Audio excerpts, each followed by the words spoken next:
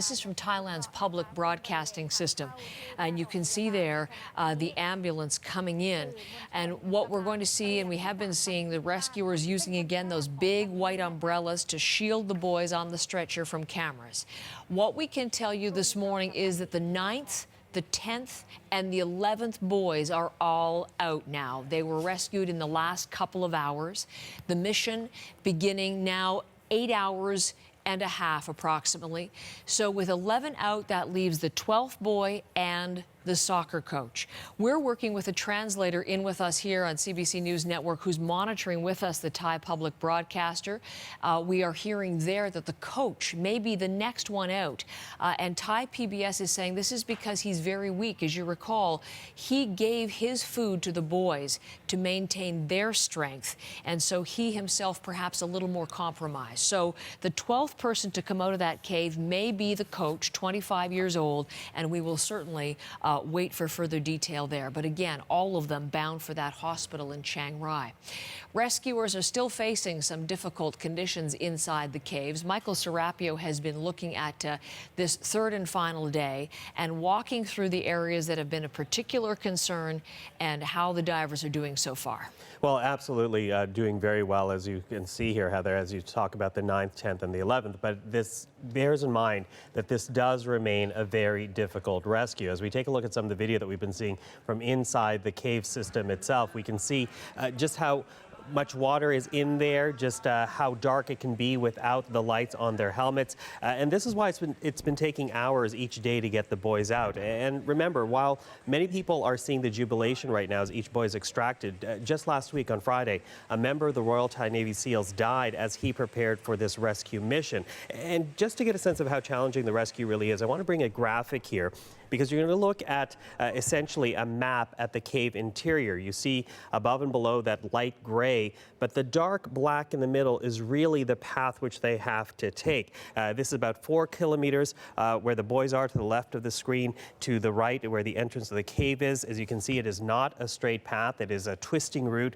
with various elevations, the cavern being wide in some points, being very narrow in others. It is dark, wet, and flooded in some areas. And that's why the boys are being have been accompanied by 2 divers each, in part to keep them calm, as they don't know how to swim and will have to be submerged for long periods in that rescue, but also to serve as navigators, because to get out, it involves walking, climbing, wading, traversing in the dark. And that's not the only challenge. Take a listen to a Danish diver who's helping in the rescue operation. The very difficult things in the cave is communication. Talking inside the cave is very difficult. You need to be very close. If you're more than just 5-10 meters away, the echo and the water and everything, it's incredibly hard to understand. And misunderstandings and high complexity that leads to very bad situations. So we need, and we plan for that. So many challenges as we bring in one more graphic here for you, Heather, because the most difficult part of this journey for those that are being extracted is actually towards the end. You see at the top of your screen, it says T-junction. And that T-junction is where the passageway not only becomes narrow, but it also takes a twisted turn. And this is where the boys and the coach, the assistant coach, will have to climb, not through a wide tunnel, but a tight space before they can get out. So a very difficult operation, difficult as well when you consider that some of these soccer team members are not very well. The coach, we heard, is a bit weak, at least according to some reports. Very difficult for even the most experienced of divers, which is why this does still remain dangerous. Beside the fact that people are feeling jubilant right now, it is still very much a dangerous operation.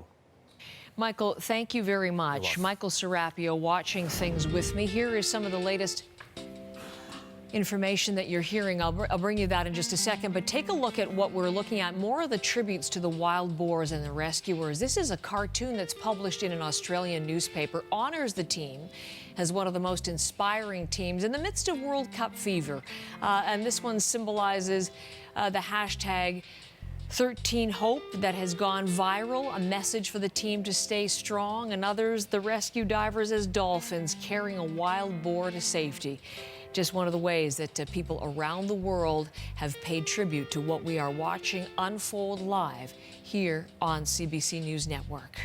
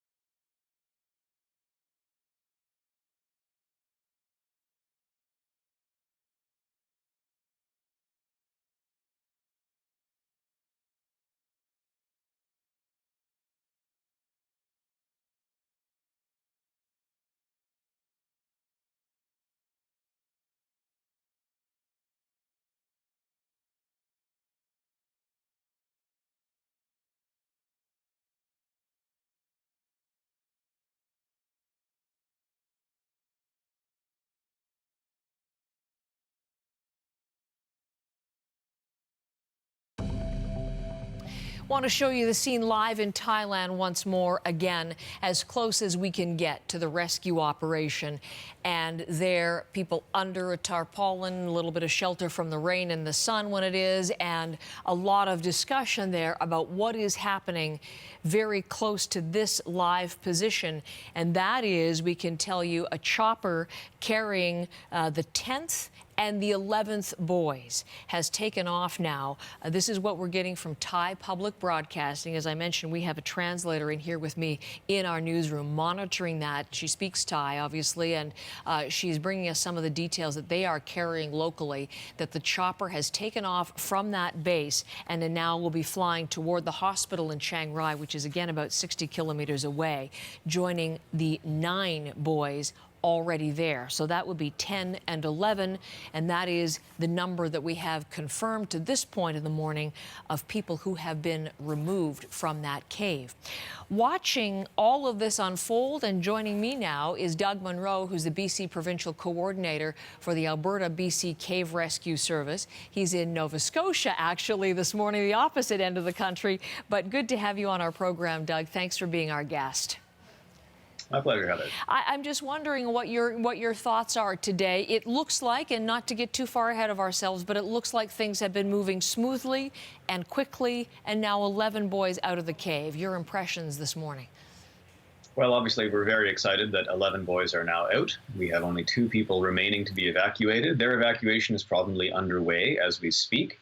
Still waiting with bated breath, I think, to make sure that those 2 also get out safely.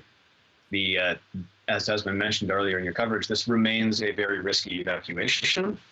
And while it's an encouraging sign that it's moving smoothly, you really can't count everything as being successful until everyone, including all the rescuers, are out of the cave safely. No, that's the thing to keep in mind. There's 1 boy and 1 coach remaining, and then there's the medic, Doug, and then the 3 Navy SEALs who accompanied them for those last few days, and then the 100 or so other support divers who are there to help them out until everything is wrapped up. This is not a finished mission, is it? No, I mean, you've got now, once everybody is out, you have a demobilization process, which will involve pulling all of the support team and rescuers out of the cave. Normally, you would clear the cave of your equipment. I think under the current circumstances, they might just leave the equipment until the cave is safer to enter. And then you have the process of winding up what is essentially a small tent city now of almost 1,000 rescuers by some reports up on the surface. What do you think is happening, not psychologically, but mood-wise, as this gets very close to completion? I mean, what do you think people are experiencing as someone who's been involved in cave rescues? It tends to be a very, very focused experience. Certainly if you're in the cave, all other things fall away and you're focused on the task at hand. So I suspect for the rescuers who are in the cave, their entire focus is on the last 2 people to evacuate. I'm sure they're buoyed by the successes they've had so far. I'm sure that they, like the rest of us in the rescue community, were cautious about the prospects of this rescue, given all the risks. So I'm sure that's helping everybody. But in the cave, you tend to stay very focused on what's right in front of you. I just want to interrupt, Doug, for just one moment to tell you that Reuters is reporting and citing multiple witnesses on the ground as saying the 12th person has been seen carried out of the cave on a stretcher. So the 12th person. Isn't that fantastic? So we can change that graphic on our screen. It's quite a wonderful thing to be able to do that. And what we're actually hearing is that there was some discussion on local television, Doug, that the coach who gave the boys his food may in fact be the 12th person. It may not be the last player. It may be the coach who is himself perhaps a little more compromised, having given up his food for all of this time. One of the things that we've also learned this morning, and I'm interested in your perception on this or perspective on this, that the boys would have been given an anti-anxiety medication, not as strong as an anesthetic, but something to take the stress away from the dive, from the swim. None of them knew how to swim before. Would that be a common thing, or how do you think that might have affected things? Well, obviously that's a medical decision, and that would be made by the medic underground and then the command staff on the surface. I wouldn't say it's a common thing necessarily, but it's a decision that has to be tailored to the individual patient, the individual person being evacuated, and the circumstances. There's at least one incident in Canada that I'm familiar with, for example, where somebody was administered medication, and that actually turned out to be the decisive factor in releasing them from entrapment. But as a general rule, as in all kinds of wilderness first aid and pre-hospital care, you try to avoid administering medication because you don't have the kind of testing apparatus you would have in a hospital to determine how your subject or patient will react. So you have heard of this before, and it has been helpful in previous instances. You've been on our network before and helping us in our coverage as this is unfolded and talked about the Thai government perhaps taking an unconventional approach to all of this, was I think how you've described it previously. It seems to have turned out well for them. I wouldn't say that the Thai government has taken an unconventional approach to the rescue. I certainly wouldn't want to give anybody the impression that I'm second-guessing the command staff on the ground. This is a challenging situation, and it has required very difficult decisions that anyone would have found difficult to make. You had here a case where there were two really obvious choices. Recall that the rescue team was also hoping to make a third option by discovering a way into the cave from above. That hadn't panned out. But you had two tough choices. You can shelter in place, which is risky, or evacuate through diving, which is risky. I think the command team had a very difficult decision there, and although they made the choice that I think they had to make, it is panning out quite well. Doug Munro, I appreciate the time and your expertise this morning, and thanks for all of the previous coverage here on the network on this ongoing story. Thank you, Heather. And I want to leave that conversation with Doug, and I want you to hear this live. It is 7:49 Eastern Time. That means it is 8 hours, almost 9 hours after the third day of rescue operation began. And I can tell you that at this time, everyone is out of that cave. All 12 boys. The soccer coach, the medic who stayed with them, he had some SEAL training, and the Navy SEALs, the 3 as well, just waiting to bring them out. But everyone is out of that cave this morning. 17 nights, the most spent in that cave, and it has come to a successful completion this morning. As you can see live the scene, they probably haven't heard that. They might have had a cheer and elation, but all 12 boys and their 25-year-old coach have been rescued, and there is the team. As they celebrated, this was just before they went into the cave on June the 23rd. You remember the story. They were celebrating one of their 16th birthdays, and with their coach went in to explore this cave network, as so many people do. And then the flood rains came. They were trapped. And on this 18th day, all 12 boys and their coach have been rescued by this incredibly heroic international effort of divers from Britain, the U.S., Australia, the U.K., China, joining with the Thai Navy SEALs, who have just now posted that all 12 boys and their coach are out of that cave and going to be receiving medical attention very soon. Stay with us here on CBC News Network.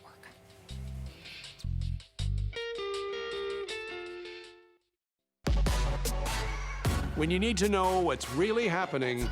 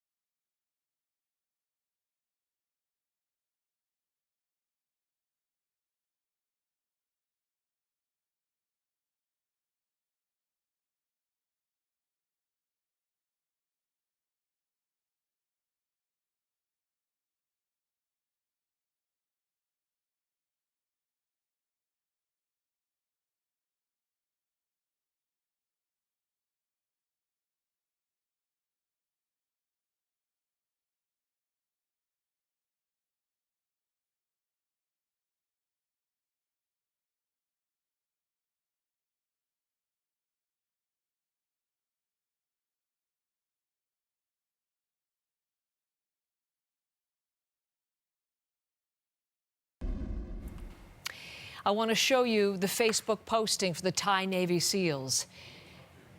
It confirms mission accomplished. All 12 boys and the coach rescued from that cave after more than 2 weeks of being trapped.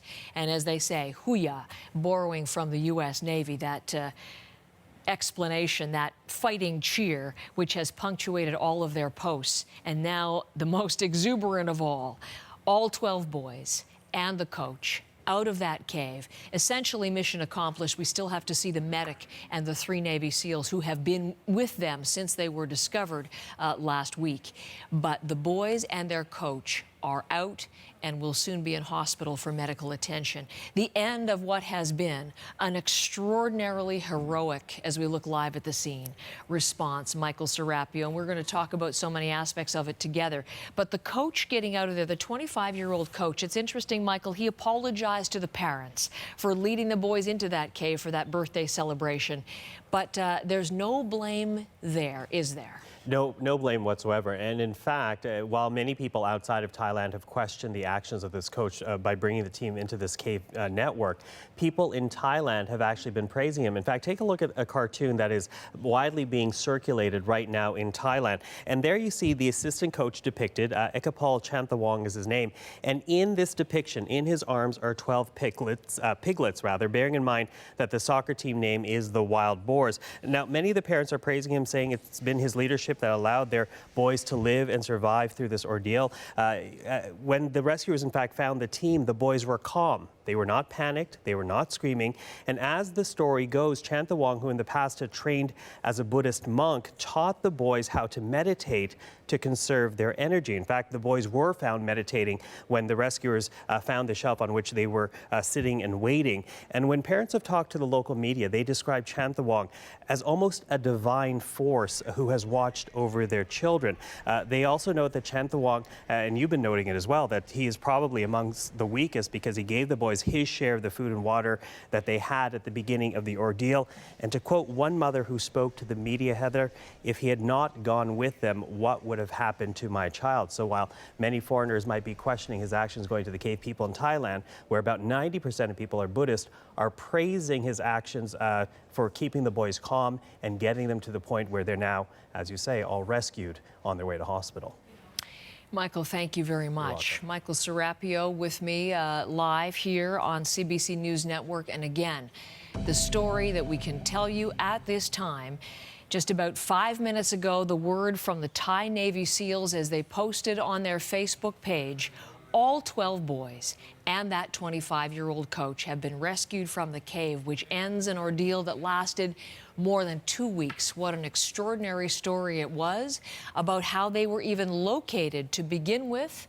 And they were found by those British divers, that tape that we'll not soon forget. How many of them are you? 13. Brilliant, as they found all 13 there, safe on a ledge, and spending now the last group of them 17 nights deep underground awaiting rescue, which has happened this morning. There is the Thai Navy SEAL page, and it says 12 wild pigs and coaches out of the cave, safe, everyone. This time, waiting to pick up 4 frogs, and that's a reference to the 3 Navy SEALs and to the medic who himself had received some SEAL training, who were with the boys throughout. Huya, to wrap that up, and that's become really one of the punchlines of this story as the Navy SEALs celebrate every one of the boys they have brought to safety. There is the team, a cohesive team, all friends, and what the doctors are saying is perhaps the fact that they have gone through this together and survived as a group will help them in dealing with any post-traumatic stress disorder to come, because there are psychological challenges ahead and medical challenges too. Tests for infection, tests of their blood. They're all bound for the hospital. We'll talk about their medical condition in the next hour and the latest on the breaking news. Again, everybody. Catch the National live at 9 Eastern, 6 Pacific.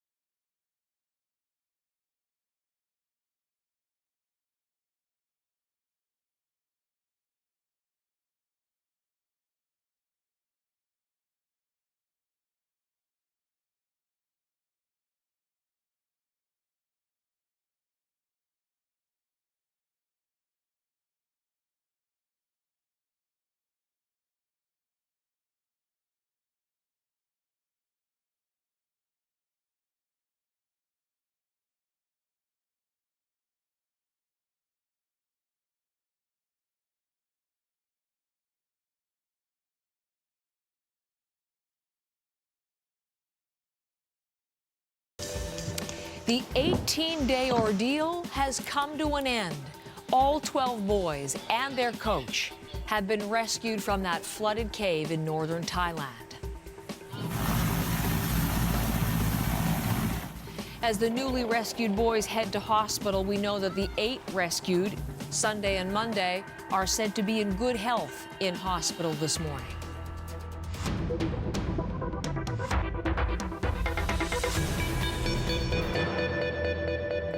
Good morning. We have continuing special coverage for you here on CBC News Network, the very latest on that remarkable rescue in northern Thailand. We can tell you this hour, all of the boys, all 12, and their 25-year-old coach are out of that cave. Their ordeal over. The third rescue operation this morning proving to be the charm.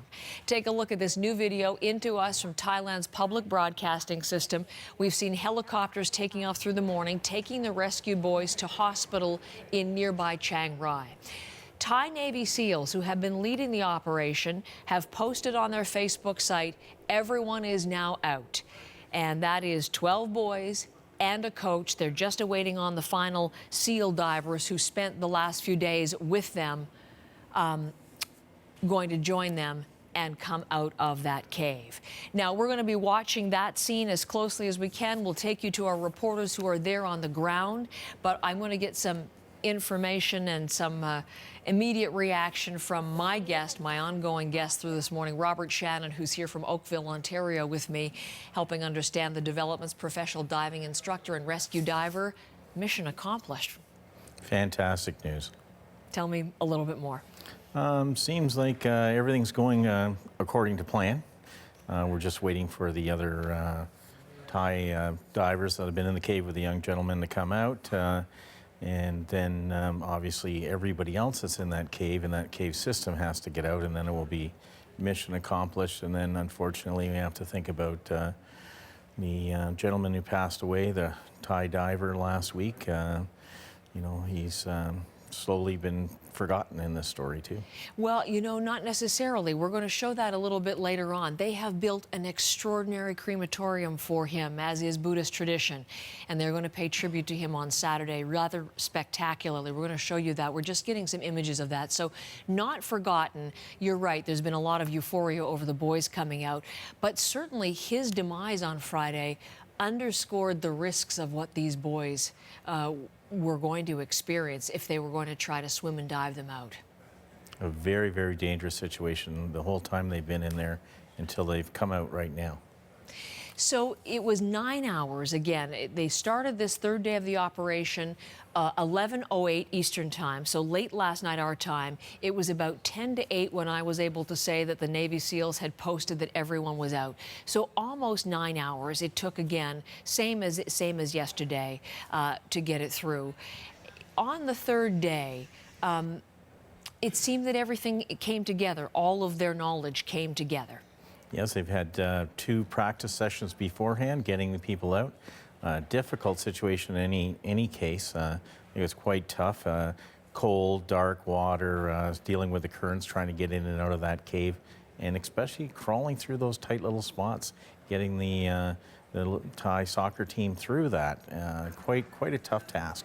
I mean, we talked about that. It's just a matter of centimeters at the narrowest point and twisty-turny, as you said. And in the dark, in water, as someone described it, I was reading the color of a cafe latte. It just tells you what they were doing. And boys who didn't know how to swim before and certainly had never had any experience diving. The fact that this has come to the ending that it's had is nothing short of extraordinary. What do you think was key? I think key was the Thai government bringing in the specialist that had the experience to do the job. Bringing that group in and doing everything, having all the equipment, I think that made the difference for them and made this a successful first discovery of the soccer team lost in the cave, and then extraction, getting them out of there. That was the one moment in all of this, been so many, but that moment when they actually got to them and found all 13 alive, that in and of itself was momentous. And then to have this moment as well. Again, as we were saying, just about 10 to 8, it was the moment when we learned all 12 boys and the coach had been removed. What do you think I mean, it's impossible to surmise. We're a long way away from this. But how do you think they're feeling right now? I think the kids are relieved. They're out of there. They're back home and hopefully be able to see their family soon. I think that they would be grateful to everybody that's helped them out, and to get to this point right now, to get them out of there. Also relief for the team, and a great job they did. I'm going to bring some more detail to that exact job. Robert, thank you very much again for this hour's input. Robert Shannon, who's a professional diver and in from Oakville as we've gone through special coverage. The exceptional job done, and certainly one that was not easy. The difficult conditions Robert was just talking about. Let's bring in Michael Serapio for a little bit more. We talk so often about the fact that the boys hadn't learned how to swim before. Very few people in Thailand know how to swim, had not dived before. And given the conditions they were facing, how risky this was, how potentially dangerous, that it's come to a successful conclusion, Michael, absolutely remarkable. Remarkable, and there was no guarantee this was the outcome that we had, Heather, because when the team went inside that cave, it had not yet rained, and so they were walking through the caves, exploring the caves.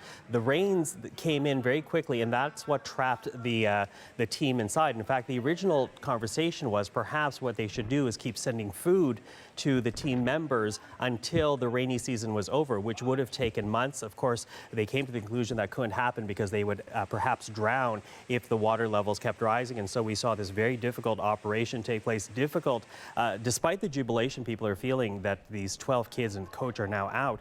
You said it with Robert. There was a Thai Navy SEAL member who died just last Friday as they were planning out this rescue. And as for the difficulty of this rescue, I want to bring in a graphic here because it's essentially a side map of the cave system. And you see there the light gray on top and bottom, and in between that thin black ribbon, and that is essentially the path upon which these boys and that coach had to traverse, as well as the rescuers, to get out. Not a straight path. We're talking about twists and turns, the cavern being wide in some points, being very narrow in others, dark, wet, flooded in many areas as we take a look at the boys. And you know, each one was accompanied by 2 divers, and that was to serve a couple of functions here. First and foremost, it was to keep the boys calm. As you say, they did not know how to swim. They, in fact, not knowing how to swim, had to also be submerged for long periods in order to get out of that cave. And also the divers that came in for them served as navigators, because to get out, they had to walk, they had to climb, they had to wade, again, walking through the dark. And that's not the only challenge they faced. There was a lot of technical challenges once in that cave. In fact, to that point, take a listen to a Danish diver who was helping in the rescue operation. The very difficult things in the cave is communication. Talking inside the cave is very difficult. You need to be very close. If you're more than just 5-10 meters away, the echo and the water and everything, it's incredibly hard to understand.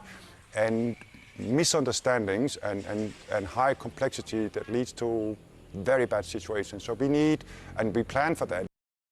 And one more graphic to show you here, Heather. We showed you the side view of the map. This is an aerial view, and you see the path that they had to take, a 4-kilometer journey. And look at the top of this graphic. You see their T-junction and the kind of twist of 2 yellow lines. And that really was the most difficult part of this extraction, because that T-junction is where the passageway not only became narrow, it also took a tight twist. And that's also where the boys had to climb, as well as the rescuers. In fact, it was so tight of a space, rescuers had to take off their oxygen tanks, pass it up, and then crawl through and then pull the boys up as they climb. So a very difficult part of the extraction. We have to say, after they got past that T-junction, we're told by reporters on the ground that it got much easier to get out as the path widened up. But again, it underlines just how dangerous, how difficult a mission this was.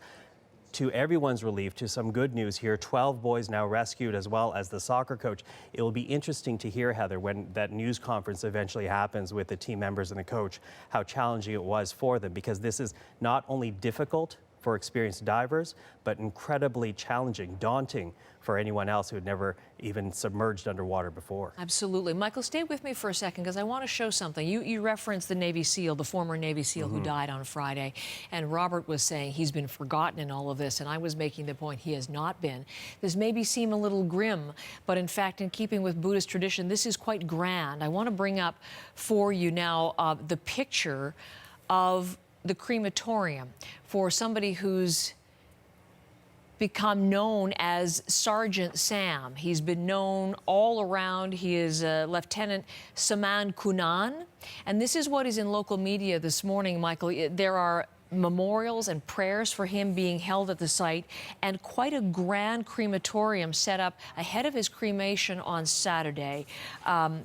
He is a hero who helped the Wild Boars football team, is how he's being remembered, and indeed a royal flame is going to light that cremation in tribute to the contribution and the sacrifice that he made. So that is something that we're just hearing this morning as well. And you mentioned just what a big honor this is, Heather. When we speak about Thailand, we're not just talking about a traditional society where a royal family still reigns over the country, but we're also talking about a country that is 90% Buddhist. So for them to put up this pagoda upon which the cremation will take place, as you say, a huge, huge honor, and will be a point of national focus as they talk not only about the celebration, but as you point out, the honor to a man who gave up his life to try to save these boys. Thank you very much, Michael. So we're going to leave our studio in that, and we're going to take you right back just as close as we can to the scene. Briar Stewart, part of our CBC News team, there to cover the cave rescue. And Briar, there we are together. Now you're at the Media Center, 20 minutes from the moment when I was able to say live, all 12 boys and their coach out safely. Yeah, there is a lot of excitement here. I mean, the media center has been set up for over a week at this site, and it's been staffed by dozens of volunteers, and there's just a lot of happiness in the atmosphere right now. People taking pictures, hugging, really just a sense of elation that the mission today was so successful and that the rest of the team is out, and really that this all ended so well. The boys and their coach are all on their way to the hospital, but when you think about just what has transpired over the last 2.5 weeks, from the time when the team went missing in the cave to when they were found to the very challenging task of getting them out, it's really something to celebrate, and people here certainly are doing that. Now, as you're there with the international reporters who have converged in northern Thailand to tell this story, I mean, what are we expecting, Briar? The Prime Minister has been there. Will there be an official news briefing from the PM, from the rescue mission leaders, or what do you think is going to be happening now? Well, I think we do expect one. This is actually where they normally have those press briefings, and they would have them at the end of the day after each rescue mission had wrapped up. So this is obviously a special circumstance with the entire rescue now being done. So we will probably hear from the person in charge, the commander of the rescue, a little bit later tonight. But in terms of the news, what's going on right now? I mean, I'll just step aside for a little moment and just give you a sense of the scene. I mean, these are the volunteers who've been handing out food to the hundreds of media people. There are search and rescue folks here. We did an interview with one just before. I'm good right now, but thank you. You know what? I'll take you up on that offer later. See, these are the kind of people that have been here all week, just making sure that everybody that's involved in this, whether it's on the search and rescue team or the hundreds of media people here covering the story, that they're taking care of. So it's great to see people in such a good mood tonight after really 2.5 weeks that were filled with just so much drama and emotion. Briar, thank you so much. Briar Stewart, yes, 11 hours ahead of us, so 7 o'clock it is in Thailand as we await any and all briefings. Of course, we have that for you on CBC News Network. Just hold on for just a second. I want to let you know, Thai Navy SEALs, again, this is where we've been getting a lot of the information. They themselves have been posting, still waiting for the divers, the 3 SEALs who spent the last days with the soccer team, and the doctor to emerge, and urging people to send encouragement. We have not seen the last of the players or the coach yet, but they are safe, we can tell you this morning. And boys number 10 and 11, we know have arrived at hospital. They were helicoptered there, and then ambulance took them to the hospital in Chiang Rai. So that is the update so far. Also, just before we get to one more thing, I want you to know that the Prime Minister of Iceland is the first of world leaders to offer congratulations to the country of Thailand. That courage has won is the word from the Prime Minister of Iceland, and congratulations and warm wishes for the team members. There will doubtless be other messages of congratulation to the very brave team that has brought these 12 boys and their coach to safety. Want to show you how that has been depicted in cartoon form. A local artist made famous when it was shared by the Navy SEALs themselves. Take a look at that with me. Every animal here represents someone who played a role. 13 wild boars, that's the team and the coach. The white elephant representing the governor of Chiang Rai, who has become one of the real faces, political faces, in responding to this crisis.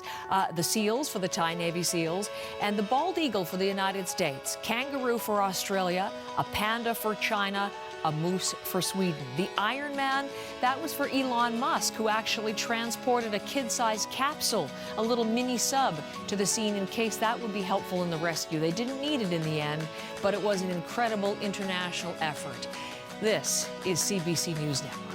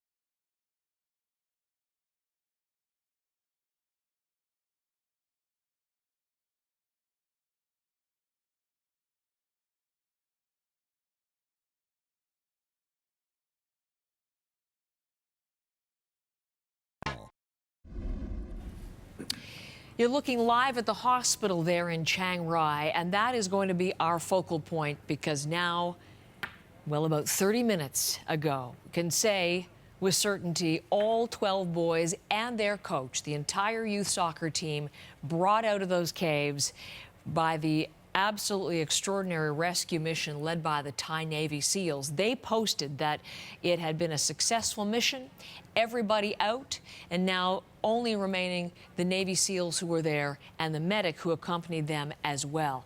So we know that boys number 10 and 11 are now at this hospital, and we have not seen the 12th boy and the coach yet, but we anticipate that will be happening soon. And of course, as part of our special coverage, we will be giving you all of that detail and those images just as soon as we see the scene from the rescue site. But as we look at the hospital, let's turn back to the medical situation for these boys and for their coach. Dr. Peter Lynn, our CBC medical contributor, has been with me through the morning again, back for another conversation. Boy, this couldn't have turned out any better, really, isn't it? Great news as it was popping across that tweet that you showed from the Thai, the Navy. You know, somebody who just tweeted to me, Thai rescue, tears of joy throughout the world, just one of my followers, pretty much summing up what I think people have been feeling, because this has been a story that's captivated everyone in the world, this soccer team. One of the things that we have learned this morning is part of the success, perhaps, of this mission. These boys who knew neither how to swim or to dive had to be sedated a bit in order to make that dive to safety. And we heard today, Dr. Lynn, that that's not uncommon, not that it's common, but why would it have been brought into play? Well, that was our biggest concern, is if they panicked halfway through while they're inside a cave, they could actually cause a lot of problems. So then I dug way back, and there was actually one little posting from a Finnish diver that was saying that the best way to do this is to sedate the boys to the point where they're almost unconscious. So therefore, we just drag them like a package. And so therefore, the thought is then we can take them through the tight corridors. They won't be flailing. And so that was something that I just dug back only because we learned about it now. Drag them like a package. What an extraordinary image. At first we thought that tether was just, it's like a dog leash, but perhaps that was the thing that they were talking about. And also the second day might have gone much quicker because they had more people posted inside. So in other words, you can imagine if they're now being dragged as a package, then the walking portion, we'd have to carry them. So therefore, we couldn't rely on the divers to carry. So now you have more people. So perhaps all of that sort of sped things up on the second and then now today. That's interesting, because today we learned that the support team of divers was about 100 strong. Yes. So that maybe did help as well. It was 11 hours the first day. It was about 9 hours both yesterday and today before the mission ended successfully. As we look to that hospital, as we know the boys, 8, now 9, 10, and 11 having just arrived, going to be in quarantine for the foreseeable future. And they've been tested, their blood, their urine, their lung function. There are 2 who have some indications of lung infection. Right, so on their chest x-ray, that means that something has shown up, some cloudiness, and they're worried about things like bat cave disease. That's that histoplasmosis, which is a fungus that can get into their lungs because they've been sitting, breathing that damp air.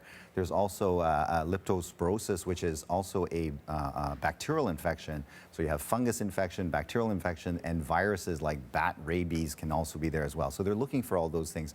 And that's why they keep announcing that there's no fever and that they're keeping an eye on the white count. So the white blood cell count is your army. So when that's high, it means that you're fighting an infection. And because these kids are so malnourished, they may not mount a fever. So they're going to keep checking their blood.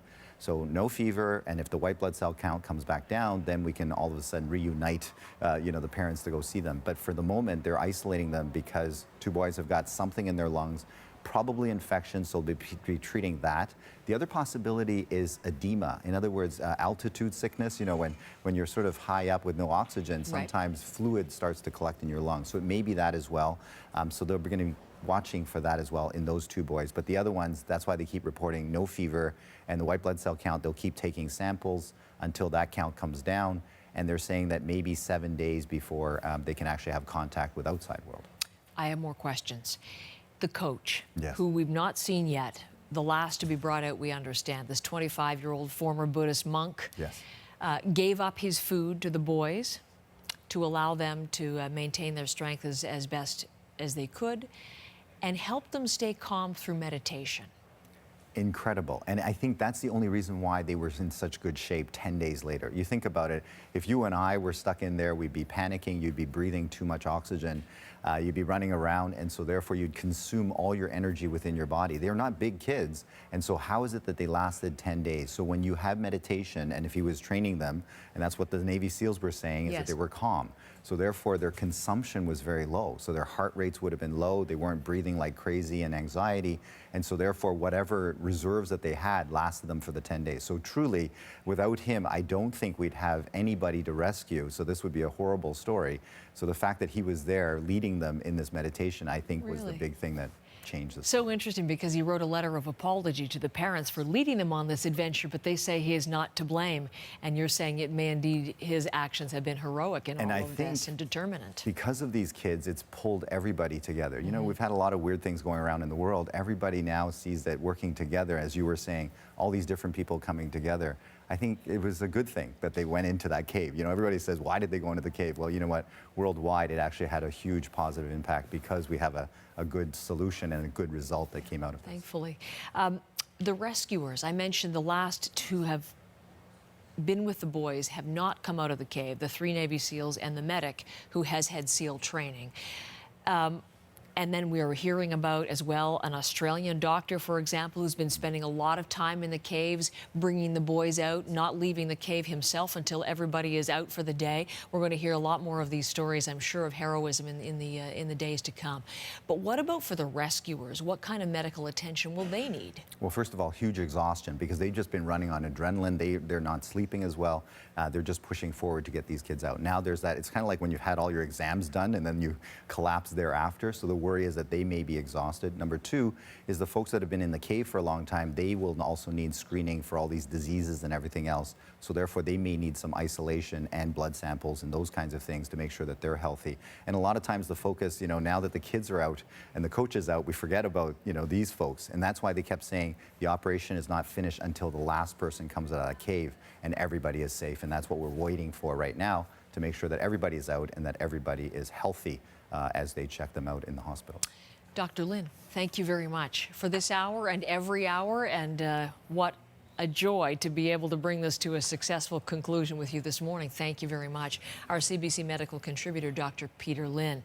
Want to show you the scene outside the hospital in Chiang Rai, where there is a real gathering, and one would imagine that as word spreads that this has come to a successful conclusion, people will flock to this hospital. But what we can tell you now is that at least 11 team members have arrived at the hospital since, and yes, there are crowds of people gathering to wait for all of the boys and to wait for further news.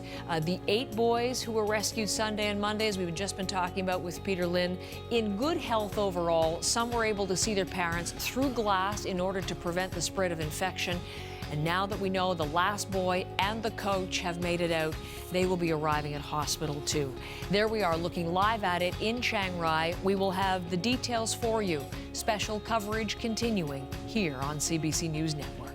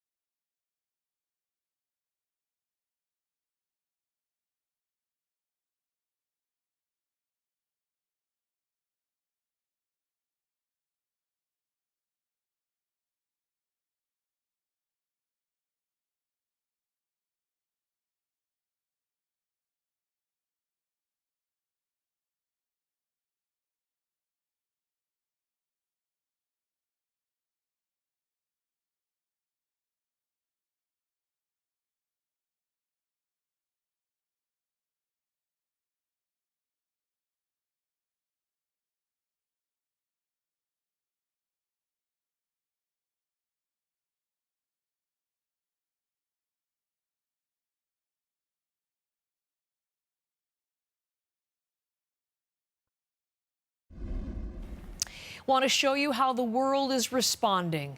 And this is from the Spanish royal house, full of admiration, thankfulness to all the work that the people have been doing in all of the work as they congratulate on the rescue, and congratulations to all of the volunteers and the people who made that a successful mission. That from Spain. Also, we're hearing from Theresa May, the Prime Minister in Britain, delighted to see the successful rescue of those trapped in the caves in Thailand.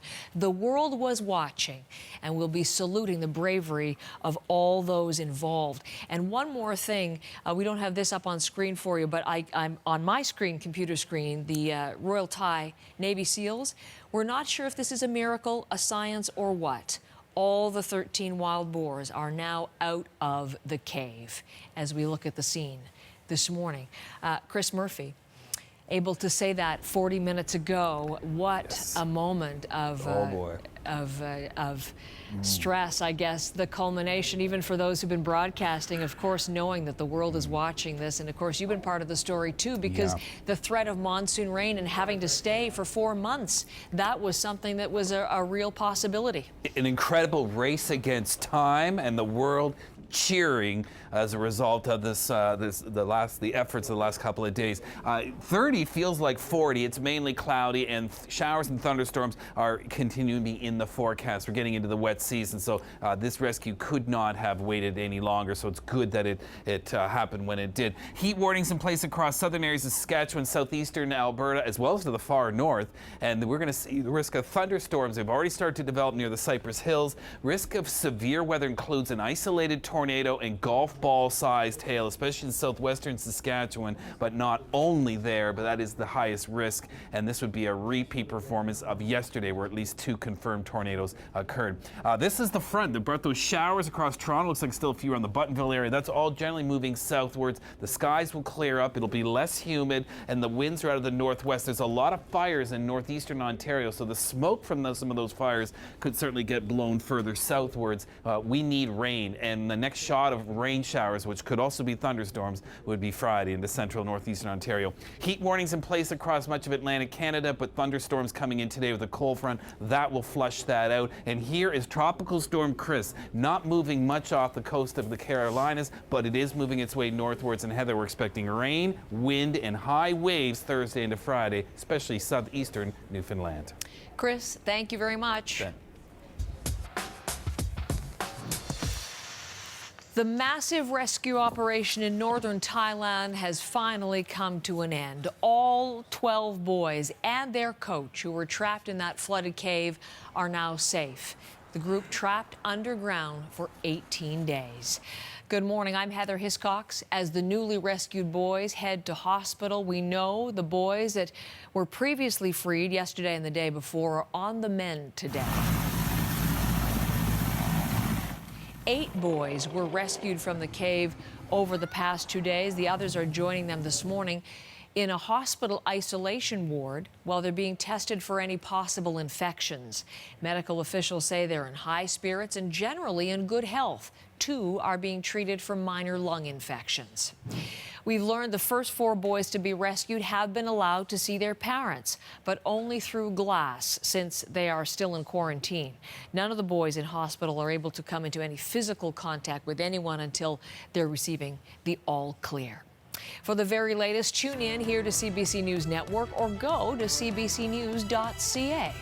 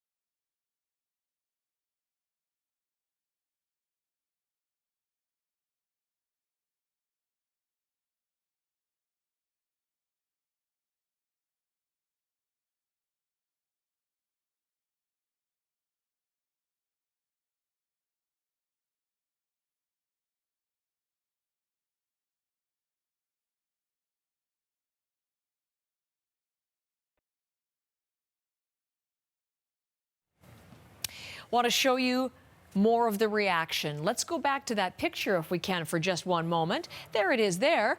You saw them with Briar Stewart actually as she was reporting live. And the celebrations have begun. You see volunteers handing out free apples to all of the journalists who have arrived and who have been covering this minute by minute. Just the elation as the celebration begins. It's going to continue for some time, for sure.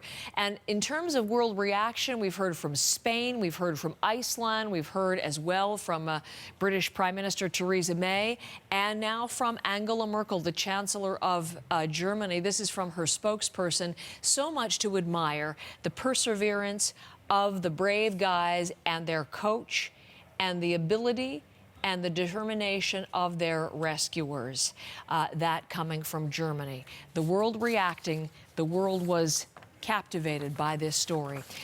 Special coverage continuing. Stay with us on CBC News Network.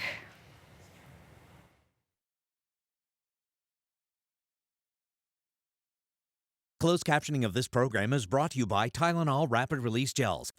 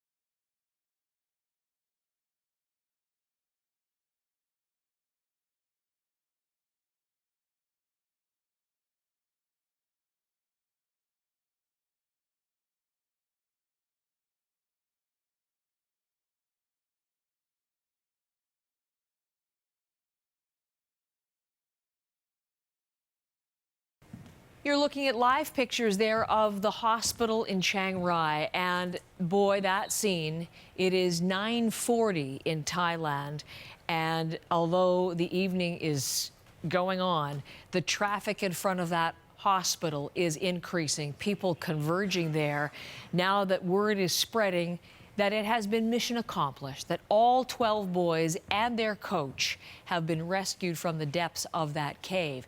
This is the live shot, of course, given the fact that it's quite dark there, difficult to see, but still cordoned off, media kept at a distance from the rescue site. I can tell you that so far we have yet to see the 12th soccer team member and the coach. We have yet to see sign of them, but we have been told by the Navy SEALs themselves, the Thai Navy SEALs, that they have been rescued and they are in fact safe. A slightly different angle of the shot. What we have been seeing over the course of the morning and yesterday and Sunday as well is there is a bit of a procession. The boys on a stretcher, taken to an ambulance, that ambulance taking them to the helipad, and a helicopter transporting them the 60 kilometers to Chiang Rai, where they are then again in an ambulance and taken to that hospital we were looking at earlier. We know that boys number 10 and 11 have already arrived at hospital, and there is the live shot. And there's a screen there which has obscured the view, trying to protect the identity, trying to maintain a little bit of privacy, keeping the boys out of a camera lens. That is what we've seen. So boys number 10 and 11, we don't have an identification of any of the boys to this point, except to tell you that all of them are out, and their 25-year coach as well. Michael Serapio joining me here in studio with a part to this story that, Michael, I was talking a little bit about with Dr. Peter Lynn. The whole fact that their 25-year coach was leading them and teaching them how to meditate. And Dr. Lynn actually says that's why he believes, or certainly a great contributing factor to the fact that they're all well and all alive, because they learned how to meditate. Well, and you know, Dr. Lynn's not the only one saying that. In fact, many of the parents are praising that 25-year-old assistant coach that you're talking about, because while many people in the foreign press have questioned why would an assistant coach bring down a group of boys through this cave system, people in Thailand aren't asking that question. In fact, they're very thankful that he went in there, in part because he was at one point training to be a Buddhist monk. And this is a country, Thailand, which is 90% Buddhist. And take a look at this cartoon, because it really shows to you how people feel about this 25-year-old coach. His name, Ikapol Chanthawong. And in this depiction that's being widely circulated right now in Thailand, Heather, you see the coach holding on to a depiction of 12 little piglets. Now, bear in mind that the soccer team name is the Wild Boars, and so those piglets represent each team member. Many of the parents saying that this ordeal would not have been survivable without his leadership. As you said, the rescuers found the team. The boys were calm. They were not panicked. They were not screaming. And as the story goes, Chanthawong basically taught the boys how to meditate and conserve their energy as they waited to be rescued. In fact, when the boys were found, they were found meditating. And when parents have talked to local media, they describe Chanthawong as almost this divine force who has watched over their children. They also noted the fact that Chanthawong is amongst the weakest, that he made sacrifices while he was inside that cave system, because in the early goings, what little food they had, he gave up his share and gave it to the 12 boys under his care to make sure they were okay. And this is so touching, Heather. To quote one mother who spoke to local media, she said, "If he had not gone down with them, what would have happened to my child?" And a lot of people saying that these children are alive today thanks to him and his teachings that he got as he trained to become a Buddhist monk. Michael, thank you very much. Starting to get a little bit of reaction. Again, further reaction from international leaders. Donald Trump just now tweeting. Of course, there were American divers who were part of this international effort, and Donald Trump tweeting on behalf of the United States, congratulations to the Thai Navy SEALs and on all of the successful rescue of the 12 boys and their coach from the treacherous cave in Thailand. Such a beautiful moment. All freed. Great job. Well, let me just extend the congratulations to my next guest, one of the rescue divers who helped bring those 12 soccer players out of the cave in Thailand. Ivan Karaj with me, day 1 and day 2, not in the cave today, which means that I can speak to him from Thailand by phone. Ivan, I'm sorry, I think I mispronounced your last name, and my apologies for that. You're just suddenly on the phone with me, and I didn't have a chance to plan. Would you tell me your last name, sir? Yeah, my full name is Ivan Karadic, so yes, you did. Karadic, I'm so sorry. Ivan Karadic, I want everyone to know your name, sir, because you are a hero to the world. Congratulations.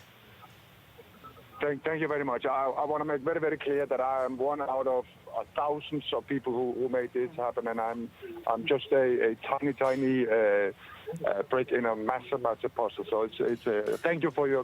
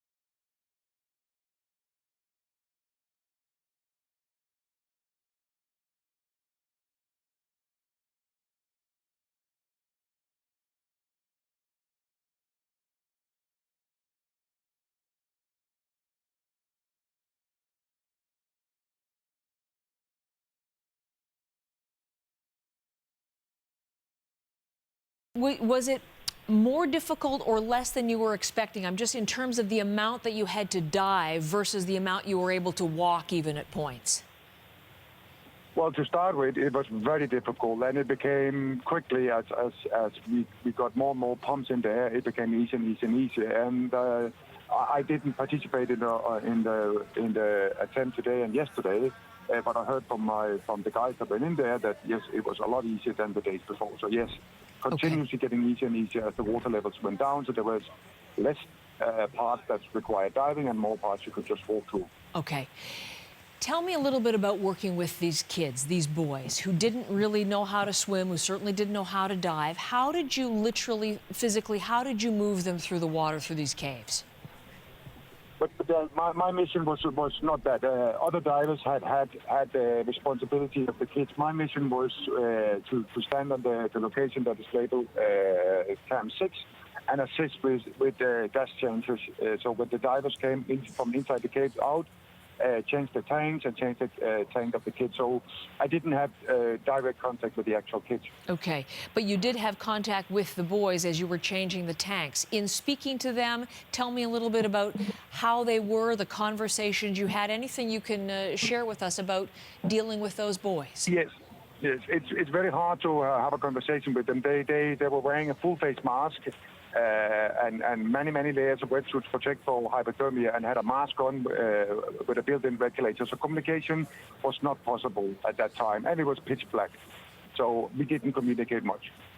Did they seem calm to you though, as you dealt with them, or how did they seem? Yeah, well, considering the conditions, you know, they've been through for the last 2 weeks, yeah, they were calm. They were calm. And just quickly before I let you go, we were learning today that there was a little bit of anti-anxiety medication they took to be a little bit sedated, just for the calmness of all of that. Can you help us understand if that maybe did make a difference for these boys coming out? I'm not aware of that. So as I said, I was at Camp 6, so right. I don't know. They didn't. I don't know anything about that. When they came to us, you know, they were in the water and they had their full face mask on, and at that point it was hard for me to you know, I couldn't see anything. Okay. Ivan, I'll let you go, but one last word. Just again, your concluding thought. At the end, I keep saying mission accomplished. To be able to say that, to know that, last word to you. Sorry, I didn't hear that question. Sorry, say again? I just was saying, I'm going to let you go. I'm going to let you go, but I wanted you to have the last thought. When at the whole, again, the notion of mission accomplished, that it's a successful outcome. One last closing thought from you. Yeah, but I think that the last thing I would say, I feel very relieved today, and I feel very happy, and I think it's time to celebrate a little bit. I bet everyone's celebrating. The world's celebrating as they watch the coverage. Ivan Karagic, what a pleasure to meet you, sir, and thank you for your part in all of this, and thank you for the time with us this morning. I very much appreciate it.